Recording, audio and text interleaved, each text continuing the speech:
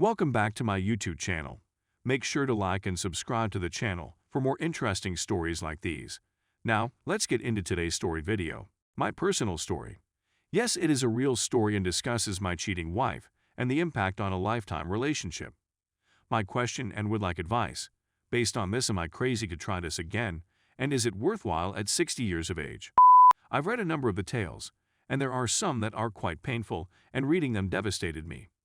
My tale is likewise rather sad, but I don't believe I can communicate the same degree of hatred and betrayal that some of the other authors and submitters have. My tale is, of course, tragic, but it may provide a new viewpoint that is worth hearing. I'm not sure why I'm writing about events that happened so long ago, but maybe it's only to remind people that wonderful things do happen with time. And for the most part, time and patience seem to heal most problems. I realize this is a lengthy topic, but I believe it is necessary to know the background in order for people to comprehend what occurred. And this prompts my query and plea for advice. Based on this, am I insane to do this again? And is it worth it at the age of 60? I met my wife, and we were together for about 10 years, 7 of which we were married. We have 2 children who are now adults with their own lives. My wife and I met on a blind date, and the whole night was unpleasant.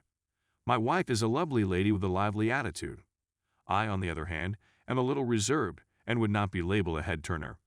I'm not awful on the looks, but I don't pretend to be a terrific heartbreaker. I'm also a quiet guy, and my wife has always been the one that people notice at a party or function. She also has a kind heart, is compassionate to others, and constantly searches for the positive. Surprisingly, she appeared to like me, and our connection blossomed. Finally, we married and started our lives together. Our lives were really going rather nicely.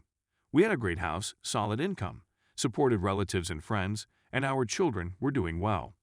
However, like in many of these situations, a spark may alter everything. A pregnancy served as our trigger. We had 2 small children at the time and wanted to add a 3rd child to make our family even bigger and happier. We never had too many worries in the bedroom, and number 3 was soon on the way. I was overjoyed when my wife gave me the news, and we waited approximately 3 months before informing the rest of our relatives. We were busy for the following 3 months arranging the nursery, working with our kids on getting ready for the new baby, looking at finances and so on. When my wife phoned to inform me that something was wrong with the baby, it was maybe the darkest day of my life.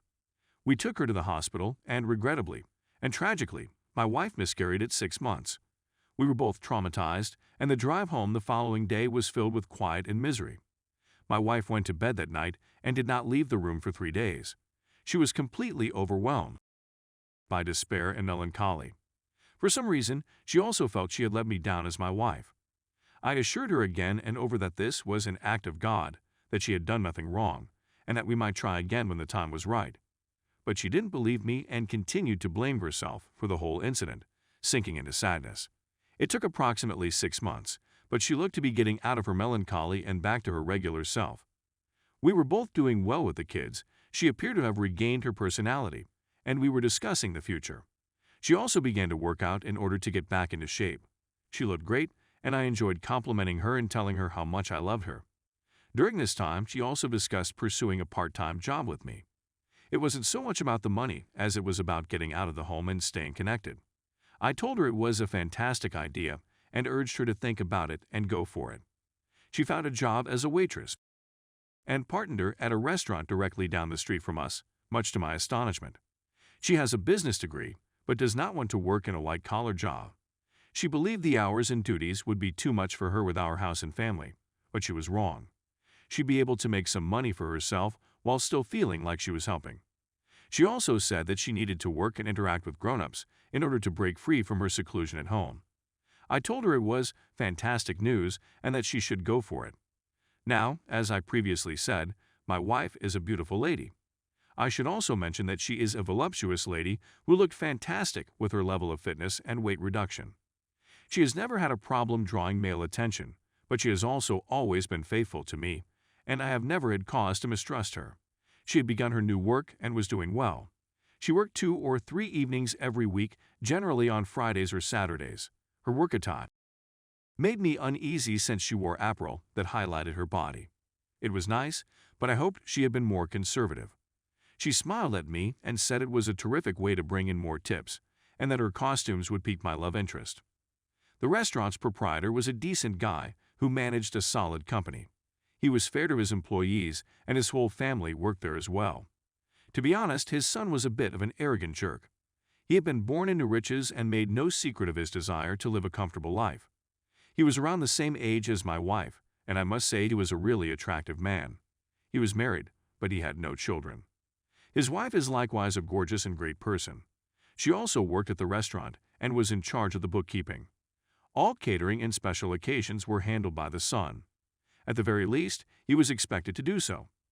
According to my knowledge, he was fairly indolent and often shifted his obligations to his family and employees. He preferred to lift weights, work out, drive around in his beautiful vehicle, live off his family, and generally boast and gloat about how good he was with ladies. I'm not sure how his wife handled it. He was a flamboyant person, to be sure, but he did not impress me in the least. I could tell he was nothing more than a big-mouth windbag the moment I met him. My wife had told me numerous times that the guy was really attractive in an exciting sense, but he was an arrogant toe rag, and she couldn't bear him. But in order to get along, she had to work with him and keep her mouth shut. She could work with him on a regular basis, and they eventually developed a friendship. I wasn't very worried, but I did warn her that this person was danger and she should avoid him. My wife began to behave strangely during the following several months. She kept a tight check on her phone, pretended to be late for work, and started to be away for extended periods of time, claiming to be shopping or doing errands. She also started to neglect me, and I saw she wasn't as attentive to the kids as she had been in the past.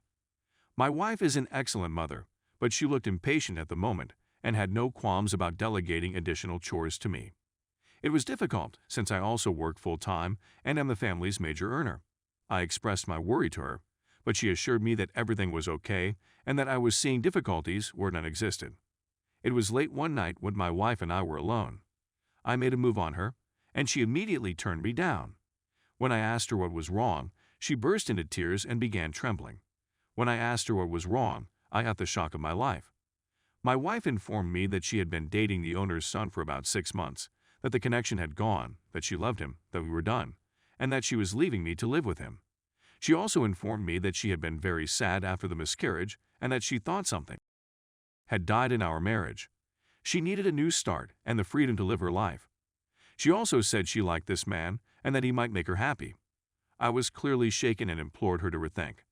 She informed me it was too late and that she and her new partner would be moving into an apartment they had acquired. I questioned her about the kids, and she said it would be better if they remained in the house with me to maintain a nice household, and she would be there to see them. To say I was stunned and astounded by what had happened would be an understatement. My wife said that she didn't understand the surprise since she assumed I was fully aware of her dissatisfaction with our marriage, and that the loss was the last nail in the metaphorical coffin. When I found out who she was in a relationship with, I was furious. It's one thing to be completely shafted by your wife. It's quite another to discover she was abandoning you for a jerk. I don't want to generalize, but it seems that there is some truth to the fact that so many women are drawn to people like him. I'm not sure whether it was his appearance, his flamboyant lifestyle, or his loud tongue that drew me in, but she seemed to be interested in him, and things escalated from there. I was also surprised that she had been dating him for 6 months without my knowledge. They had supposedly been having intercourse in his vehicle, the restaurant, motels, his house, our house when no one was around, and so on. It was a genuine betrayal, and it severely upset me, but I kept my cool and kept thinking about what I was going to do. What followed were many weeks of tears, grief, cajoling, and, in general, a lot of junk. My family, particularly my father, were enraged and started making disparaging remarks about her. My wife's family was also outraged about the issue, but not with the same amount of hostility and venom as my family did. I literally had to interfere with my father and tell him to stop hurling obscenities at my wife. She was still the mother of his son's children, and as a grandpa, he owed her respect. My father agreed and complimented me on how I handled the matter. I informed him that I didn't see any advantage in pursuing vengeance on my soon-to-be ex-wife. She was the mother of my children, and I needed to get along with her for the sake of our children. Do not misunderstand me. I wanted to be a jerk, but I gave it a lot of consideration. I believe I made the perfect decision and would have done the same thing in hindsight. As I previously said, it was a difficult couple of weeks, but she eventually moved out and into an apartment with this man. She saw her children and tried to be involved in their lives. I also felt bad for this guy's wife, who was horrified by what had happened. She did quit the restaurant to find another career, and she did get divorced. I would sometimes see her at the local grocery shop and always wished her luck. She was born in Pennsylvania and finally returned to her hometown. I understand she remarried to a wonderful guy and has a good life with children. I wish her the best of luck. Without a doubt, her breakup with this person was the finest thing that had happened to her. The divorce itself went off without a hitch. She did got some money from me as a result of the asset partition. I did agree to pay some alimony support for a limited term, which I believe was 6 months. It seemed like a cheap way out of the problem to me. In reality, I would have probably agreed to whatever cash demand she made in order to end the situation. I was kept as the main custody parent with 50/50 visitation. I assured her she could always stop and visit her children. She did this on several times, and everything looked to be rather steady. I also believe she loved seeing me when she came to see the kids, although it may be wishful thinking on my side. My wife did not earn a lot of money, but she did pay a little amount of child support each month. To her credit, she always did her best and never missed a payment for her children. In hindsight, there is no question in my mind that my wife was going through a personal crisis as a result of the loss and its aftermath. I'm not some big prize, but there's no way my wife would have done what she did in her right mind. But I was helpless, and there was nothing I could do. Stay tuned for the next part.